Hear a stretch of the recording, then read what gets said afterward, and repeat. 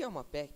Bom, a sigla PEC significa Proposta de Emenda Constitucional e tem como objetivo mudar algumas partes do texto constitucional sem precisar convocar uma nova Assembleia Constituinte.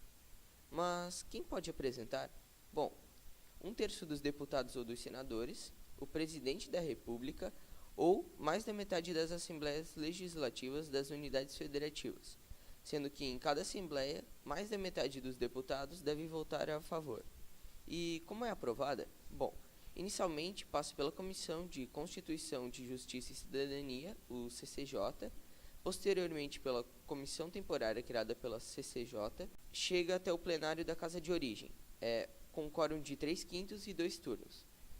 Posteriormente, pelo plenário da Casa Revisória, onde também deve haver 3/5, o quórum, e 2 turnos.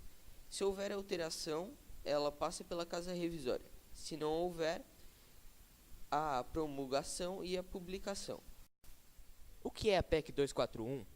A proposta do governo de Michel Temer é estabelecer limites para os gastos do governo durante os próximos 20 anos, tendo como base o orçamento do governo em 2016.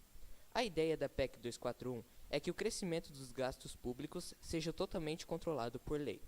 A proposta do governo é limitar esse crescimento apenas ao aumento da inflação. Alguns gastos até poderiam crescer mais do que a inflação, desde que houvessem cortes reais em outras áreas. Na prática, portanto, as despesas do governo não teriam crescimento real. Esse teto de gastos ficaria em vigência pelos próximos 20 anos, a partir de 2017. Mas o congelamento de gastos públicos poderá ser revisado após 10 anos. A proposta ainda prevê algumas punições para os órgãos da União que extrapolarem os limites de gastos, proibição de aumentar o salário dos servidores no ano seguinte, de contratar concursos públicos, de criar novos cargos ou reestruturar planos de carreira.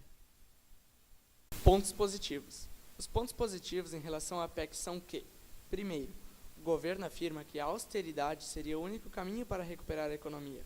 Alterando as leis que regem as contas públicas, elas melhorariam e seria recuperada a competitividade da economia, por meio de redução de salários e gastos públicos.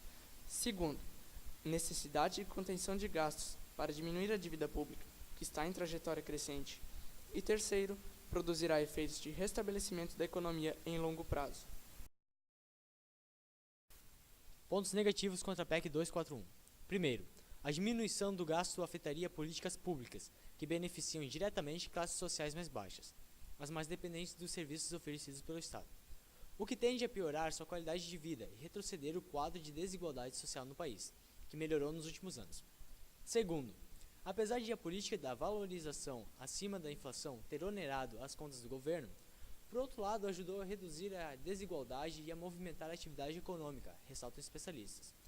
E por último, terceiro, a oposição argumenta que o pagamento com juros da dívida pública não é atingido pela PEC.